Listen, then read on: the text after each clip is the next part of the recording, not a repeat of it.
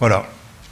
Alors l'ordinateur a choisi entre le titre et la petite vidéo, donc vous aurez la vidéo. Le titre, c'était Océan numérique, parce que mon objet, c'est de vous expliquer comment j'observe que cette histoire d'un océan numérique est en train de faire ce pourquoi on imagine la force de cet outil numérique qu'on voit partout. C'est que c'est en train de connecter différentes personnes, différentes communautés, dont les politiques. On y agrège de la connaissance, et j'ai la chance de travailler avec des personnes comme Angélique, dont vous avez vu ce qu'on a comme capacité à coopérer au niveau international et à créer ce genre d'informations, mais on arrive à toucher également les gens. Et ces gens que je voulais vous présenter sont ici. Voilà. Ils se sont réunis au One Ocean Summit, une trentaine de chefs d'État qui parlent pendant un temps bien choisi que d'océan et qui se donnent des rendez-vous sur toute l'année. En 2022, année bleue, donc évidemment il y a une conférence à Lisbonne des Nations Unies, il y a la COP 15 sur la biodiversité, il y a l'OMC qui doit arrêter de subventionner la pêche illégale, on en a parlé, etc. etc. Et à un moment donné, dans tout ce secteur de traité sur la haute mer, traité sur le plastique, et à un moment donné dans tout ça, arrivent nos affaires à nous, et la façon, cette dame est la présidente de la Commission européenne, Ursula von der Leyen, et la façon dont ils nomment nos affaires, aujourd'hui, c'est Océan numérique, Digital Ocean, et même plus précisément, ce fameux jumeau numérique de l'océan qui s'appelle Digital Twin of the Ocean en anglais. Et c'est intéressant ça, parce que il faut qu'on y mette maintenant un peu de sens, et la réponse qui a été faite tout à l'heure sur le jumeau numérique, je vais faire la même, c'est-à-dire qu'on est en train d'apprendre ça. Et ce qui était bien aussi, c'est donc la Commission européenne dit « Ok, je m'engage à créer ce jumeau numérique de l'océan parce qu'il est temps de mettre toute cette science au service de la société. » Et qui lui répond le président de la République française, qui dit son appréciation et sa compréhension de ce que c'est qu'un jumeau numérique, c'est-à-dire quelque chose qui va consolider la connaissance qu'on a sur l'océan et qui va permettre vraiment de passer à l'action pour protéger la biodiversité ici, les poissons ici et le climat. Ce qui est déjà pas mal hein, comme statement, comme phrase. Et je vous donnerai la phrase de fin plus tard. Donc, j'ai déjà eu l'honneur de m'exprimer devant l'Académie de Marine, et c'était il y a 5 ans. Donc, je voudrais juste faire un petit piste d'élan en expliquant ce que j'avais fait, parce que j'avais déjà parlé de prévision océanique à l'échelle européenne, donc pour ne pas me répéter de façon implicite, je le fais de façon explicite. J'avais dit ça, ce qu'a me présenté Mathieu Chevalier, l'histoire, si on la résume, dans notre idée, notre techno au départ, c'était on prend un modèle numérique dans lequel on est capable d'intégrer ce que les observations satellites observent et ce que les observations en mer observent, et on fait de la modélisation et de la prévision. Ensuite, on avait dit, on a pris un pari, on s'est réunis il n'y a pas très loin d'ici, à Toulouse, en 95, et on a cité Michel Lefebvre qui était à l'origine de ça. Je voudrais aussi citer Christian Le Provost, parce que c'est lui qui m'a expliqué la modélisation. Je voudrais aussi parler d'Yves Ménard, parce que c'est lui qui m'a expliqué l'altimétrie, et je voudrais parler de Jean-Michel Lefebvre, parce que c'est lui qui m'a expliqué tous les modèles de vagues, qui sont des personnes qui sont disparues aujourd'hui, et qui étaient là. Et donc cette énergie de la chapelle au Bareil, on l'a cristallisée sur un premier bulletin. C'était la première fois qu'on faisait un bulletin de prévision océanique. On était si fiers qu'on l'a déposé à l'Académie de Marine. Et ensuite, quelques années plus tard, on a fait une prévision à l'échelle de l'ensemble du globe, et c'était 3D, hein, cette histoire. On est vraiment rentré dans l'océan numérique. On descend dans les 3 dimensions, on va au fond, on va un peu dans le futur, pas mal dans le passé. On passe d'une variable à l'autre. Donc ça, c'est 2005, la première prévision sur l'océan global. Et puis depuis, on a fait d'autres choses. Et ce que je racontais également, c'était que on est capable d'intégrer au fur et à mesure toutes les observations qui passent à portée. Ici, toute la série des satellites qui sont listés. On voit que dans le temps, là, plus il y a de couleurs, il y a plus on est capable d'intégrer des informations dans nos systèmes, ce qui signifie d'abord qu'on est capable d'aller travailler en coopération, et c'est vrai que la place de Toulouse pour ça, elle est parfaite, mais qu'on a également des gens assez malins en termes d'assimilation de données, capacité à intégrer une information externe dans un modèle numérique. Et c'est une école qui est assez forte au niveau français, c'est une école de mathématiques appliquées, et on a des très bons spécialistes de ça à Toulouse, pas très loin d'ici. Je voudrais citer le CERFAX à ce sujet, mais Météo France, vous êtes pas mal aussi. Et l'impact de ça, c'est que on a une possibilité de réduire les erreurs qu'on peut faire dans les modélisations. Évidemment, j'ai parlé des satellites, je veux citer, il faut toujours le faire mentalement, les deux en même temps, les observations en mer. Et là, par exemple, on voit une réduction des erreurs, donc les couleurs que vous voyez, c'est en fonction de la profondeur, parce qu'on a commencé à assimiler des profileurs Argo, qui sont le petit objet là qui fait 1 mètre de... On en a déjà parlé aujourd'hui, hein, et qui regardent ce qui se passe sur la profondeur et qui sont transmis et récupérés dans nos systèmes. Donc ça, je vous l'avais déjà dit, en fait. Et je vous avais déjà dit également qu'il s'était passé... 2017, il s'était passé 2-3 ans avant quelque chose d'extraordinaire pour l'océanographie en Europe, c'est que la Commission européenne avait décidé d'en faire une des priorités, la prévision océanique, d'un grand programme qui s'appelle Copernicus, qu'on a déjà évoqué également, et ce faisant, avait changé de façon significative la capacité d'action. C'est-à-dire, quand je dis ça, il faut comprendre l'argent, par exemple. Là, on était passé d'un volume de 3 millions d'euros qu'on se partageait en Europe, je suis européen là, à 20 millions par an. Et donc, avec un objectif opérationnel, une capacité vraiment de travailler sur la durée, un mandat de 7 ans, etc. Ça a aussi dessiné une carte d'Europe que je voudrais que vous mémorisiez, parce que je vais vous montrer comment elle a changé un peu plus tard. Et on voit ici qu'on a du secteur spatial, avec EUMETSAT en Allemagne, l'ESA en Italie, même si on sait qu'il y en a un peu en France et puis un peu ailleurs, mais les équipes avec lesquelles on travaille quand on parle de Copernicus, et puis surtout cette idée qui est assez forte et qui a été copiée ensuite, qui est que ça ne sert à rien de lancer un satellite s'il n'y a pas toute une organisation pour créer du service derrière, pour connecter jusqu'à celui ou celle qui a besoin de cette information-là. Et donc quelques couleurs pour illustrer les différentes lignes de service que la Commission européenne a décidé d'associer de façon indéfectible à Copernicus. Une priorité sur le marine, sur le continent, sur l'atmosphère, sur le climat et sur les systèmes de réaction pour gérer la sécurité et les situations d'urgence. Et on voit où ça se passe, vous voyez. En gris, là, les gens de sécurité emergency, c'est l'agence sécurité maritime à Lisbonne, le SATSEN à Madrid, le GRC en Italie, qui est européen, et puis Frontex en Pologne, Frontex qui est un peu occupé en ce moment à faire des choses que vous connaissez. Donc voilà, c'est notre carte d'Europe. Et je vous avais dit ça, et puis je vous avais dit aussi, il est temps de hisser les couleurs de l'océan, d'avoir une identité assez forte, et de bien expliquer qu'un océan, quand on le regarde, il faut considérer l'océan bleu, la physique, l'océan blanc, la glace, et l'océan vert, la biogéochimie, de façon intégrée, et il faut se faire respecter dans ces 3 secteurs et travailler de façon couplée pour être un peu meilleur quand on veut discuter avec les météos et l'atmosphère et à la fin contribuer de façon utile à un système climatique. Et puis je finis avec ça. Les conclusions, c'était le travail à la maison qu'on prend là, en repartant de l'Académie de Marine, c'est qu'il faut arriver à consolider ça au niveau européen, que ce que je viens de vous montrer ne soit pas juste un projet qu'on lance et qu'on arrête, donc que ce soit vraiment un objectif européen sur la durée, que les océanographes s'organisent pour faire de l'océanographie à long terme et contribuent, et qu'on développe cette expertise, et puis européaniser Mercator Océan, parce qu'on ne va pas survivre très longtemps dans un paysage européen si on reste trop toulousain ou trop français. Alors donc je vous rendais compte là-dessus.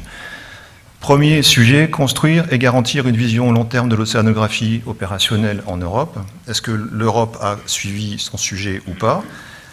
Alors, ils ont décidé au niveau de l'Union européenne, ou nous avons décidé, puisque nous sommes de l'Union européenne, de poursuivre cette ambition pour l'espace. Le programme Copernicus, dans lequel il y a Copernicus, il y a aussi le programme espace, il y a aussi Galileo, qui a été cité tout à l'heure, et d'autres, a été renouvelé. Il y a eu plein de bonnes questions, plein de mauvaises, mais à la fin ça a été fait, et donc c'est une très très bonne nouvelle, et cette idée qu'il faut lancer des satellites et y associer des services, ça a été confirmé et fait partie désormais réellement de cette philo, donc ça c'est super. Deuxième point, est-ce que le service marin a survécu à tout ça? Parce qu'on aurait pu imaginer qu'à la fin on pouvait peut-être un peu mélanger toutes les couleurs, et puis faire un satellite et le service de la Terre en général. Donc la réponse, c'est cette approche sectorielle s'est révélée hyper performante parce que c'est la bonne façon d'arriver à créer quelque chose qui a de la valeur pour créer de la connaissance ou pour créer des usages ou créer des décisions politiques justes. Et donc le secteur marin, on a poursuivi. Mercator Océan, qui avait été choisi pour piloter la première phase, on a été renouvelé dans cette délégation pour 7 ans. Et en plus, ça a été renforcé parce qu'on y a rajouté un élément qu'on avait commencé à travailler avec EUMETSAT, avec le Centre européen de prévision météo et l'Agence spatiale européenne, qui s'appelle ce Digital Wikeo, où on commence à rajouter toutes les extensions et la capacité du digital à ce qu'on faisait déjà. Et donc on a aujourd'hui un mandat qui est plus fort qu'avant. Non seulement il existe encore, en plus il est plus fort, et puis on a cette visibilité sur 7 ans. Alors au tout début, dans les projets de recherche, on tournait avec des budgets qu'on se partageait au niveau européen, j'ai dit de quelques millions d'euros. La première phase de 7 ans, c'était 20 millions, et là on est à 30 millions d'euros. C'est pas beaucoup, hein. Ça permet de continuer ce qu'on va faire, et puis d'essayer d'aller plus loin, et on espère activer des options pour faire plus de côtiers, plus d'arctique, plus de biologie, plus de climat, plus de digital. Mais il faut que les gens qui se sont réunis à Brest, que j'ai vu en photo tout à l'heure, on a vu en photo, aillent au bout de leur idée pour ça. Et au passage, la carte a un peu changé, parce que en fait, le Centre européen de prévision météo a décidé de partir à Bonn, donc l'Allemagne, désormais, ils ont EUMETSAT et puis le Centre européen de prévision météo, et puis ils sont aussi un petit peu installés en Italie, donc vous voyez un triangle France, Italie, Allemagne, dans lequel s'installe un petit rapport de force qui est toujours très très bon, ça, quand on veut développer des choses sur la durée, de bien travailler. Donc il ne faut pas oublier la partie française. Autre bonne nouvelle, parce que tout ça c'est une bonne nouvelle, la Commission européenne, figurez-vous que quand elle réfléchit à son programme de recherche, 1,5 milliard d'euros, attribué à 5 missions, et sur les 5 missions, elle en choisit une sur l'océan. Et quand on regarde les thèmes qu'ils ont choisis, vous voyez, le cancer, la santé des sols, l'adaptation au changement climatique, les villes intelligentes et l'océan, on se dit que ça doit quand même être quelque chose d'important pour eux. Et je vous ai fait ce schéma, qui est un schéma qui est peut-être un peu pour les initiés, mais si vous n'êtes pas familier de l'organisation de la Commission européenne, ça ce sont les différentes directions de la Commission européenne. Considérez, si vous préférez ça, que ce sont des ministères. Vous avez le ministère de la Recherche, vous voyez, le premier là, RTD, ministère de la Mer, ministère de l'Espace et ministère de Digital. Et dans chacun de ces ministères ou de ces directions de la Commission européenne, il y a de l'argent, il y a des programmes, il y a des spécialistes et il y a des projets. Donc nous, vous voyez qu'on travaille dans le secteur de l'espace, aujourd'hui, c'est ce que j'ai cité. Et là, ils ont décidé de faire une mission transverse et de créer de la cohérence là-dedans. C'est quelque chose qui est assez fort, parce que du coup, ces différentes directions vont discuter, ils se projettent un peu dans le futur, et c'est la première fois que ça arrive. Donc ils ont mis des gens, pour diriger toutes ces missions-là, ils ont mis des anciens commissaires européens ou des anciens ministres pour avoir un peu d'autorité pour rentrer en transverse dans cet interministériel ou dans cette interdirection. Et en l'occurrence ici, c'est Pascal Lamy, qui est un ancien commissaire européen, qui a eu beaucoup de mandats aussi. Et voilà. Et donc ça, c'est juste pour vous dire qu'au niveau de l'Union européenne, il y a aussi quand même une philosophie où on se dit « Ah tiens, mais l'océan, c'est quand même un truc important ». Bien, alors est-ce que nous, en tant qu'océanographes, nous sommes en train de travailler pour répondre à tout ça? Donc la réponse est oui, je l'ai fait avec les 3 couleurs bleu, vert et blanc. En vous disant que ça a continué, donc Angélique vous a donné une illustration d'une connaissance qu'on est capable d'aller travailler en coopération. Je reviens un peu à l'usine Mercator Océan et on revient dans la capacité à travailler sur cet océan numérique. On a poursuivi la conquête du numérique en passant d'un quart de degré global en haut, c'était année 2005. Le 12e de degré, c'est ce qu'on travaille en opérationnel, et le 36e de degré, on a des échelles qui sont beaucoup plus fines, à 2-3 km. Donc ça, c'est aujourd'hui avec ça qu'on travaille, et qui permet de faire des choses qui sont assez nouvelles. C'est que tout à la fois, on peut revenir 40 ans en arrière et regarder des tendances, comme par exemple sur la gauche, vous voyez le changement de la température, vous voyez que ça se réchauffe globalement, mais également avec une précision qui va à 2-3 km de résolution, qui nous permet de voir des choses très très fines. Et ça, c'est assez nouveau comme matière numérique. Donc on peut y travailler dans plein de directions différentes. J'en illustre juste une ici, qui est également la capacité à faire des zooms.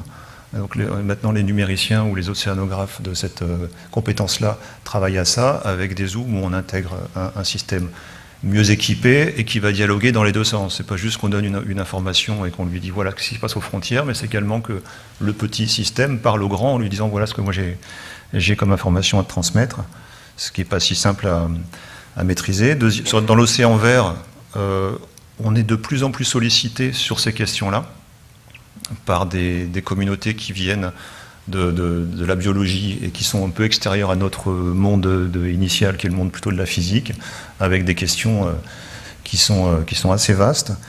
Et on est en train de construire un système intégré qui commence à donner des premiers éléments de réponse satisfaisants. C'est assez fastidieux, c'est plutôt assez compliqué, c'est pas fastidieux mais c'est compliqué, parce qu'évidemment le milieu vivant ne se laisse pas modéliser aussi facilement qu'un système linéaire physique, mais il y a maintenant des très belles choses qui commencent à être assez convaincantes. Je donne cet exemple-là, qui est une collaboration qu'on a avec CLS et avec la communauté du Pacifique, qui est une organisation intergouvernementale qui s'occupe de choses dans le Pacifique, où on prend de la donnée en haut à gauche qui vient de systèmes comme ceux de Mercator Océan, toutes les variables que vous voulez, et vous combinez ça avec des simulations sur le changement climatique et des couplages avec les modèles de population de thon, et vous en déduisez, c'est ce qu'ils ont fait dans cette commission, comment vont évoluer les scénarios sur les populations de thon dans cette zone-là. Et donc on va continuer à travailler dans ce sens-là, mais vous voyez bien tout le lien qui était mon point de départ entre les politiques, la décision de bonne gestion des ressources et la science, et donc comment le numérique peut relier les deux. J'aime bien cette image parce que c'est le pH de l'eau et je trouve que c'est assez effrayant. Je trouve que la couleur est bien choisie pour montrer que ça s'acidifie. Je voulais juste vous montrer ça parce qu'il y a ça aussi dans les systèmes. Il y a le CO2, il y a le pH, il y a les variations, il y a le fait que effectivement l'océan s'acidifie, mais c'est pas partout pareil, etc. Voilà. Et donc mentalement, faites-vous cette idée qu'on peut désormais naviguer non seulement dans les 3 dimensions de l'espace, dans le temps, mais également d'une variable à l'autre pour observer ce qui se passe. C'est la force de ces outils-là. Il y a l'océan blanc, donc là, idem, même histoire, et je voudrais l'illustrer ici avec cet exemple qui va m'amener à ce que je vais illustrer sur les produits, sur la façon de représenter les choses.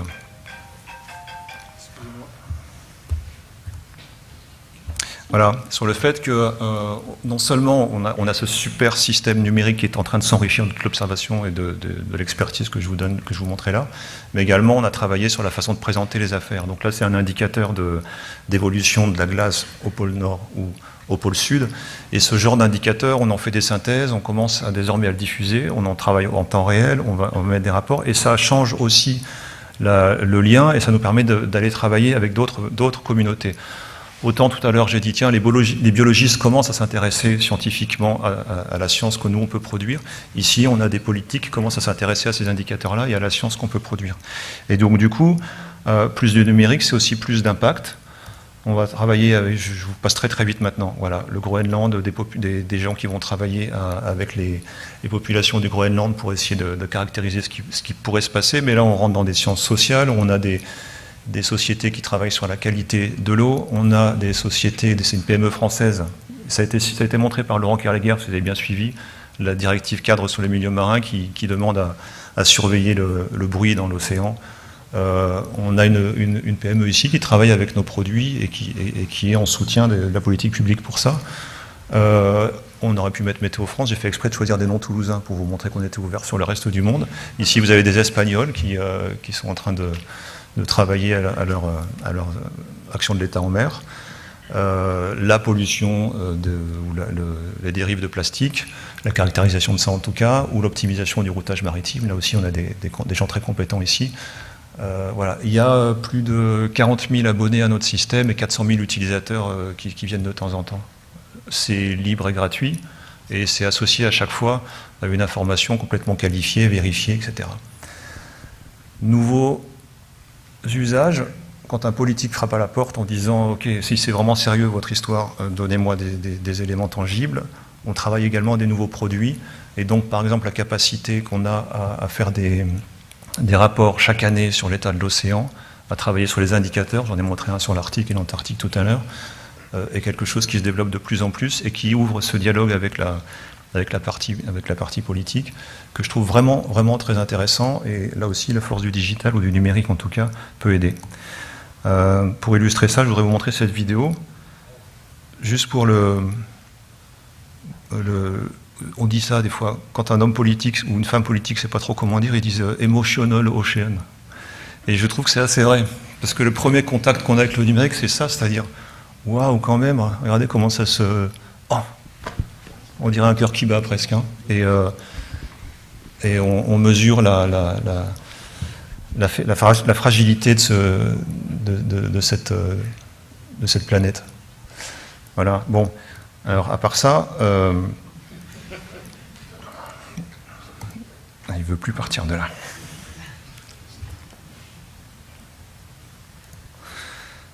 Non. Enfin. Il veut pas. Hein. Voilà. Et là, ça me fait le lien avec le jumeau numérique, qui est donc désormais le nouveau gimmick, jumeau numérique de l'océan. Et ce n'est pas juste, c'est pas juste un aspect marketing. Je suis assez d'accord avec ce qu'a dit Fabien Lefebvre tout à l'heure. C'est assez sérieux comme histoire, c'est-à-dire que c'est vraiment la capacité à dialoguer en direct avec, à accéder en direct, à créer nous-mêmes cette information. C'est-à-dire que c'est vous qui allez venir et interroger le système. Donc ça veut dire qu'il y a des scénarios qui sont intégrés à ça. Ça veut dire également que c'est un système numérique qui doit aller s'ouvrir à d'autres. Donc on a commencé à faire ça dans Copernicus avec Wikeo, à intégrer différentes bases de données. Mais là, on doit aller un peu plus loin là-dessus, intégrer des vrais jumeaux numériques qui viennent du monde industriel, aller travailler localement. Et c'est un champ qui est très ouvert et qui est assez enthousiasmant parce que ça va être une nouvelle façon de transmettre de l'information. On ne va pas forcément transmettre des données, on va peut-être transmettre des outils, on va transmettre des services. Et tout ce qu'on a vu aujourd'hui peut s'installer un peu dans ce paradigme-là. La vérité, c'est qu'on est en train d'y travailler. Il est vrai qu'on est assez bien placé pour y travailler tous ensemble. On a créé un groupe au niveau européen pour proposer des solutions à la Commission européenne. On a vu tout à l'heure qu'ils avaient passé une commande. Donc on va en parler, et c'est le futur, ça. Et je finis avec ma dernière partie. Est-ce qu'on a européanisé Mercator? Oui, on a européanisé Mercator. On a les tauliers, là, les CHOM, Météo France, CNRS, IRD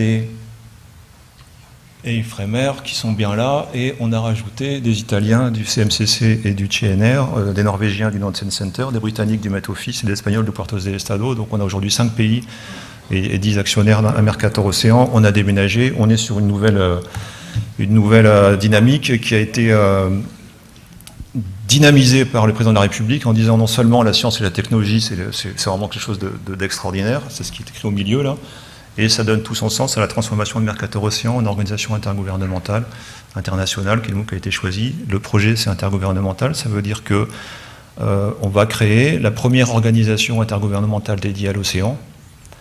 Pensez dans votre tête à toutes les organisations internationales que vous connaissez, sur la santé, sur le tourisme, sur la météo, sur l'hydrographie. Bon, il n'y en a pas sur l'océan numérique. Donc le but est d'en créer une. Et donc ce qui s'est passé à Brest aussi, c'est qu'il y a 6 pays qui sont déclarés, 6 gouvernements qui sont déclarés candidats à ça. Et on est rentré dans ce processus-là, et j'espère que la prochaine fois qu'on se parlera, ce sera fait. Et ma conclusion est la suivante. Le titre initial de Philippe Dandin, c'était Mercator du numérique A. Donc Philippe, on va vers un océan, donc le projet, c'est un océan toujours mieux décrit, avec cette connexion entre science et politique que je trouve intéressante au sens de la gouvernance. 2, une nouvelle organisation.